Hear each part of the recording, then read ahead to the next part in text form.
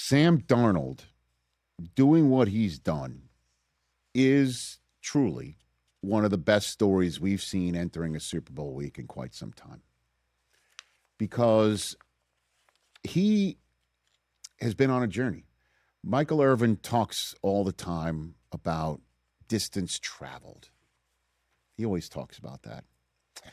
And Sam Darnold's distance traveled started here in Los Angeles in a way, right?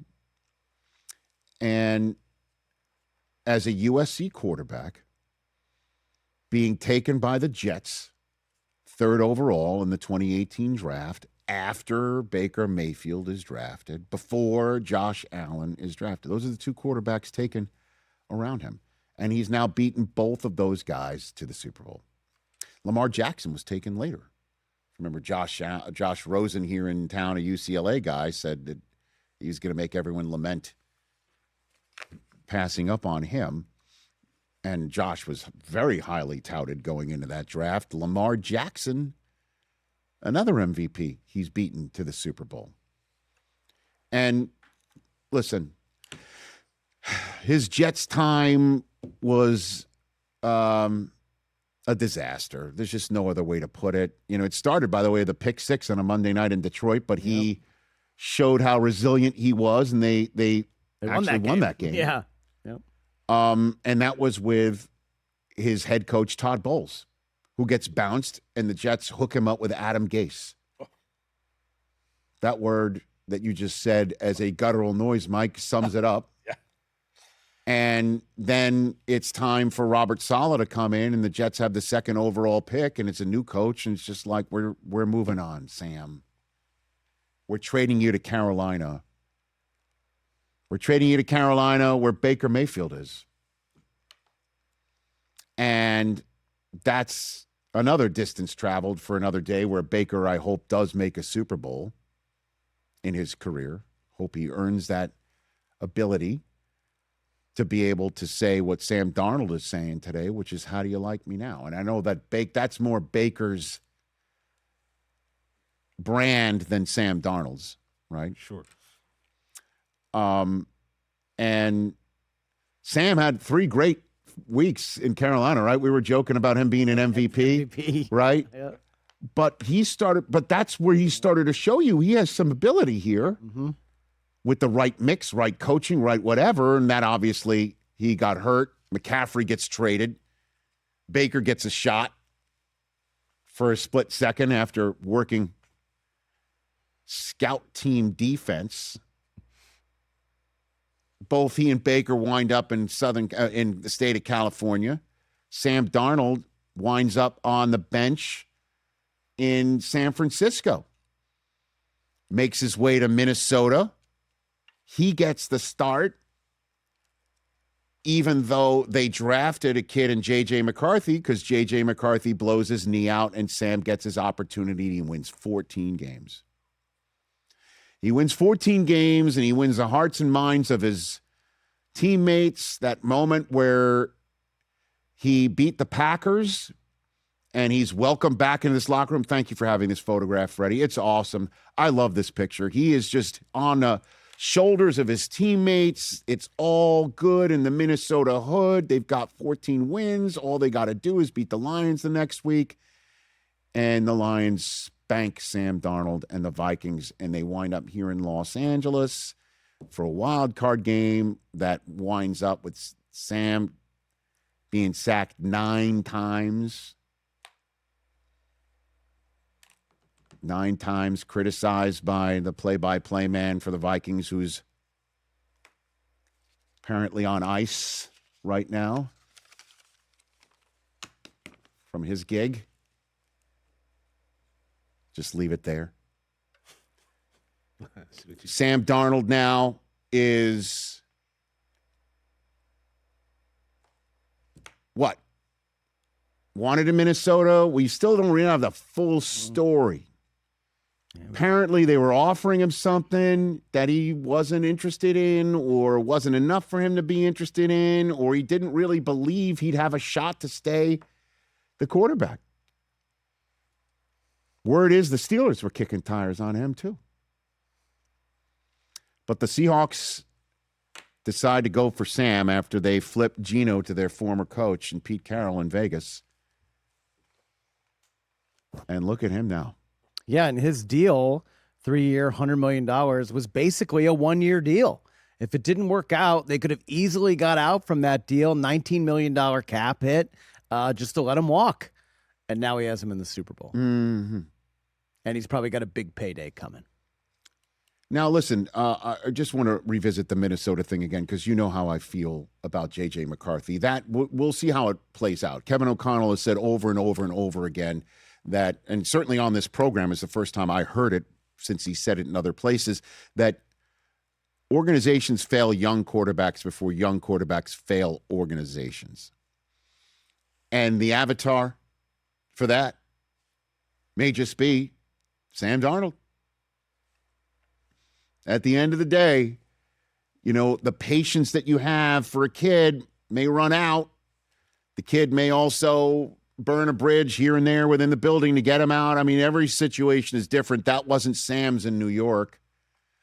It was like, this wasn't working out. He did wind up having Adam Gase that didn't work out at all.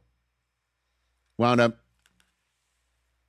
being sent away because the new coach wanted a new situation, wound up in the right spot, made the most of it, and now he's going to the Super Bowl as, wait for it,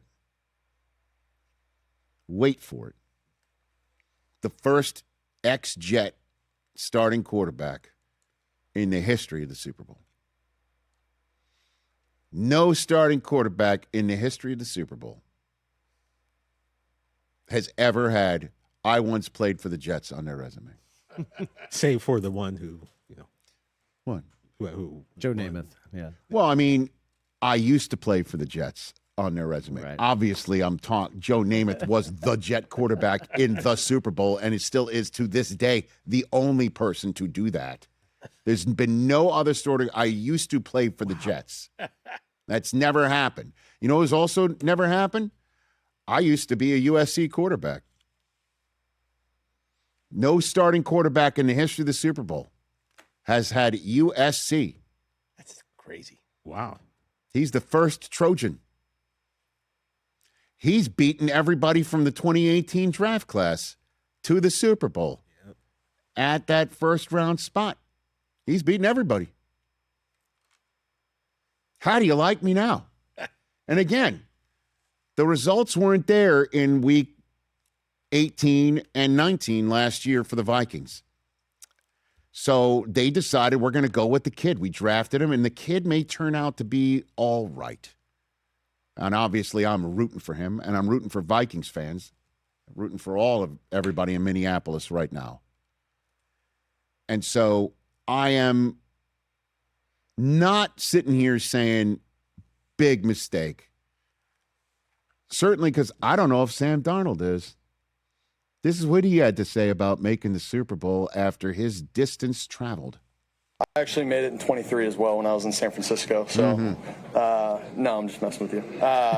No, it's unbelievable, man. Just obviously those are great players, but just it's more so the team.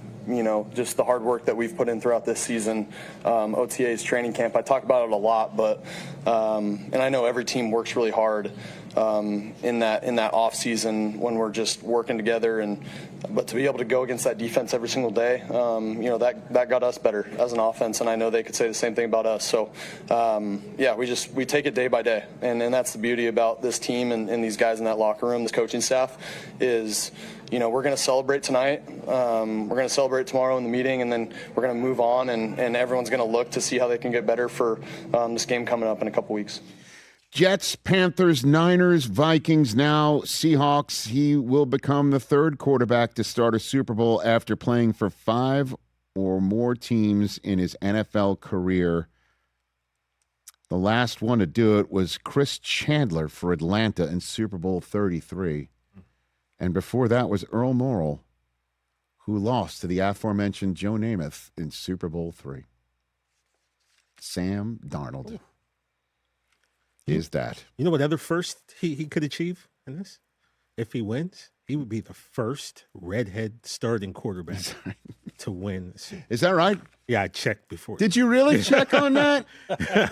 What's the website that looks at follicles and NFL Super Bowl statistics? You know, you just put it in there. And I didn't know that. First, Carson Wentz won one, but he didn't start. Hey, and let's do this too. Let's do this too, because it's a team effort. It's a team effort.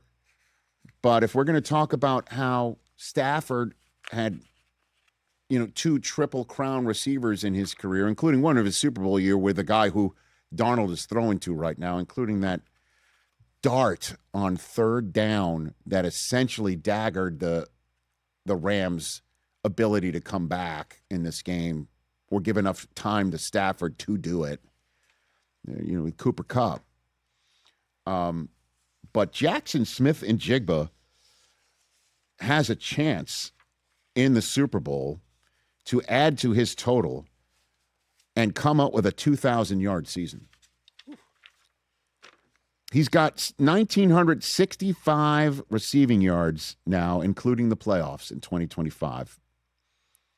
And that is now ahead on a list of doing it at age 23 or younger, ahead of Justin Jefferson, another guy that Darnold's thrown to, although Justin did it in 2022.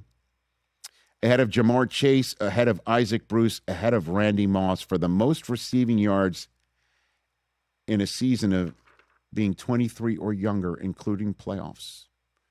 Who's his quarterback? Sam Darnold. And if he comes up with 36 yards in the Super Bowl, he'll be the only guy in NFL history, age 23 or younger, to have 2,000 receiving yards in a season, including playoffs. Who's the trigger man? Sam Darnold. It's unbelievable. It can't be said enough. And we got 13 more days to do it. Congrats to him. Yeah.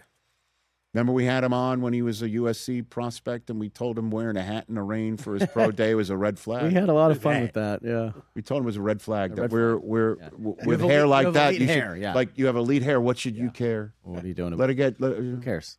We were questioning his toughness. Absolutely. Yeah, absolutely. And, on a rare rain day, Yeah. Wore a hat in the springtime. I thought that was a red flag, but what do we know? Hey, you made it all the way to the end. Thanks for that. Check us out every single day streaming live on Disney Plus and the ESPN app 12 to 3 Eastern.